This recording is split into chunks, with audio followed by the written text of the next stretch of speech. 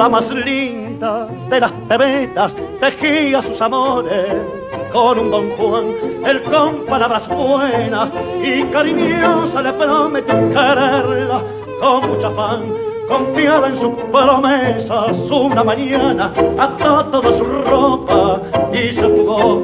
Cegada por el lujo, siguió la caravana y el alma del suburbio le gritó: no dejes a tu viejo, la muchacha, pues el demonio que causa perdición. Y cuando esté muy sola, sin una mano amiga, has de llorar de pena, tirada en un rincón.